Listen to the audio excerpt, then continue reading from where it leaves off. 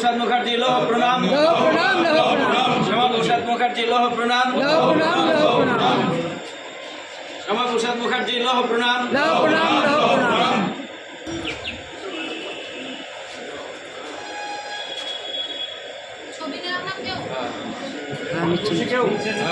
भारत माता के, भारत माता के, वंदे वंदे वंदे। डॉक्टर श्यामा प्रसाद लोह प्रणाम। পশ্চিমবঙ্গ দিবস কেন পালন করছি বা পশ্চিমবঙ্গ দিবসের বিশেষত্ব কী আছে আমাদের সম্মানীয় জেলা সভাপতিকে এই বিষয়ে বলবার জন্য অনুরোধ করছি।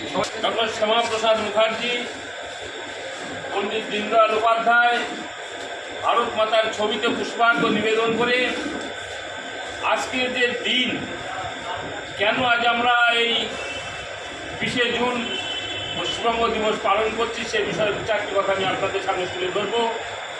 এখানে উপস্থিত আছেন ভারতীয় জনতা পার্টির প্রাক্তন উত্তর দিনাজপুর জেলার সভাপতি, বর্তমান বিভাগের ইনচার্জ, মালদা বিভাগের ইনচার্জ মাননীয় শঙ্কর চক্রবর্তী মহাশয়। উপস্থিত আছেন এই মণ্ডলের সভাপতি শঙ্কর শর্মা মহাশয়, সমস্ত নেতৃত্ব, ভারতীয় জনতা পার্টির দেবতুল্য কার্যকর্তা, সকলকে আমার আন্তরিক শ্রদ্ধা, নমস্কার ও ভালোবাসা জানিয়ে আজকের এই দিনের মাহাত্ম্য 1947 সালে আজকের এই দিন 20 জুন, এই দিন অবিভক্ত বাংলার যে সেদিন আইনসভায় যে ভোটাভুটি হয়েছিল, সেই ভোটাভুটির মাধ্যমে 58-21 ভোটাভুটিতে আমার এই পশ্চিমবাংলা দিবস, বিশেষ করে বাংলা হিন্দুদের হিমল্যান্ড পাওয়ার সেই দিনটা আমরা তাৎপর্যের সঙ্গে সারা পশ্চিমবাংলায় পালন করছি। এবং তার যে মহানায়ক ছিলেন ডক্টর শ্যামা প্রসাদ মুখার্জি, যাকে আমরা পুষ্পার্ঘ্য নিবেদন করলাম, তিনি আপনারা জানেন এই বাংলার জন্য, হিন্দু হোমল্যান্ড করবার জন্য, বিশেষ করে পূর্ববঙ্গ থেকে আসা বাঙালিদের, হিন্দু বাঙালিদের সম্মান রক্ষা করবার জন্য, তাদের অধিকার রক্ষা করবার জন্য একটার পর একটা আন্দোলন করে গেছেন, সেটা আমরা জানি। এবং এও আমরা জানি বাংলাদেশের হিন্দুদের উপর অত্যাচারের প্রতিবাদ করবার জন্য তিনি মন্ত্রিসভা থেকে পদত্যাগ করেছিলেন। আমরা এও জানি হিন্দুদের স্বার্থ সুরক্ষা করতে গিয়ে তিনি অনেক আন্দোলন করতে গিয়ে তাকে শহীদ পর্যন্ত হতে হয়েছে, সেটা আমরা জানি।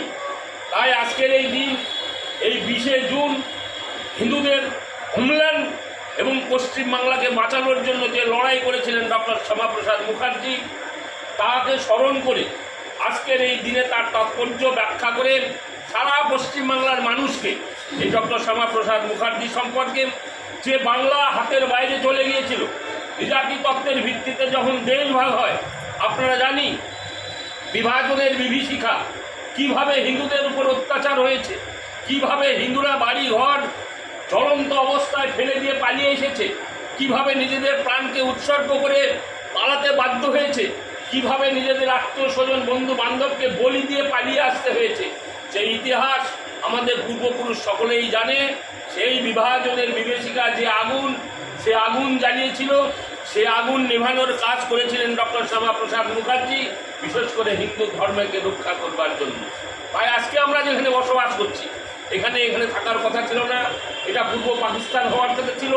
আজ যেখানে বাংলাদেশ হওয়ার কথা ছিল, তার হাত থেকে বাঁচিয়েছিলেন ডক্টর শ্যামা প্রসাদ মুখার্জি।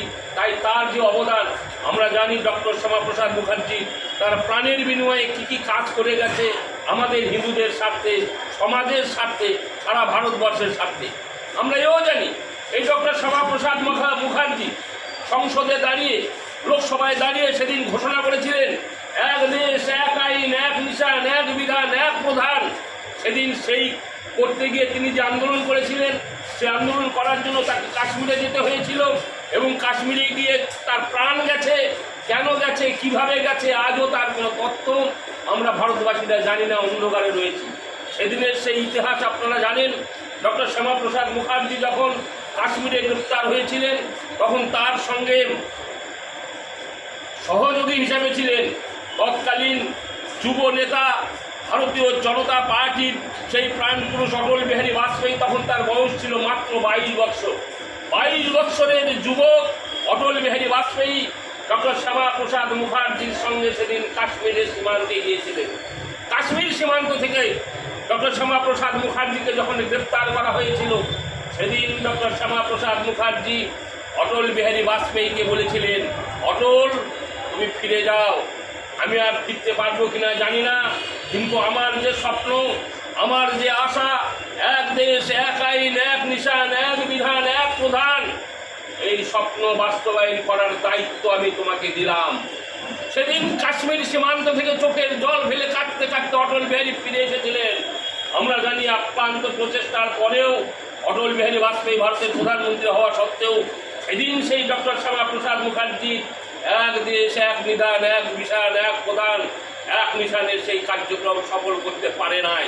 সেই স্বপ্ন পূরণ করেছেন আমাদের বর্তমানের প্রধানমন্ত্রী নরেন্দ্র দামোদর দাস মোদী। আজকের এই বিশ্বজুনের কার্যক্রম, আমাদের মূল কার্যক্রম 12 বছরের মোদিজির যে কেন্দ্র সরকারের উপলব্ধি, সেটাকে মানুষের সামনে আনা। আর মোদিজি হলো ভারতবর্ষের প্রথম প্রধানমন্ত্রী যিনি একটানা 12 বছর পার করলেন। এর আগে পণ্ডিত নেহেরু ছিলেন, তার সময়কালকেও মোদিজি পার করলেন। এটা একটা রেকর্ড। সেই রেকর্ডটাকে মানুষের সামনে তোলার জন্য 12 বছর, গত বছর আপনারা করেছিলেন 11 বছর পূর্তি উৎসব। আমি তার উত্তরবঙ্গের ইনচার্জ ছিলাম, সবাই সেবার করেছিলেন। সেবারের প্রেক্ষিত ছিল হচ্ছে আমরা অপোজিশন, বিরোধী দলে। এবার আমরা সরকারে এসেছি, এবার 12 বছরের কার্যক্রম নেওয়া হয়। তার মধ্যে একটা পড়েছে আজকে 20 জুন, আরেকটা আগামীকাল আছে 21শে জুন যোগাযোগ দিবস। নিমাইদা যা বললেন সেটা হলো পুরো এর প্রেক্ষাপট। দ্বিজাতি তত্ত্বের ভিত্তিতে যেমন যেখানে মুসলিম মেজরিটি সেটা যাবে পাকিস্তানে, যেটা হিন্দু মেজরিটি সেটা থাকবে ভারতবর্ষে। এটা ঠিক হয়েছিল, ইংরেজরা ঠিক করেছিল, কিন্তু শ্যামাপ্রসাদ মুখার্জির পুরোধার চিন্তাভাবনা ছিল। তিনি তৎকালীন এই সীমারেখা নির্ধারণ করার যিনি চেয়ারম্যান ছিলেন, তার নাম ছিল রেড ক্লিফ। সেই আজও যে রেখা আছে ভারত পাকিস্তানের মধ্যে, সেটাকে বলা হয় রেড ক্লিফ রেখা। সেই রেড ক্লিফের তত্ত্ব ছিল যেখানে যে জাতি বেশি বাস করবে সেইভাবে যাবে। মুসলমানদের জন্য পাকিস্তান হবে, হিন্দুদের জন্য হিন্দুস্তান হবে। কিন্তু শ্যামাপ্রসাদজি এটা বুঝেছিলেন যে এভাবে করলে হিন্দুরা নিশ্চিহ্ন হয়ে যাবে, বাঙালিরা নিশ্চিহ্ন হয়ে যাবে এই পশ্চিমবঙ্গে। তখন তিনি তার যুক্তি উত্থাপন করেন যে না, যেখানে যে প্রদেশেরা, যেখানে যে ছোট ছোট, তখন ছিল হচ্ছে ওই ওগুলোকে বলতো ছোট ছোট উপজেলার মতো ছিল।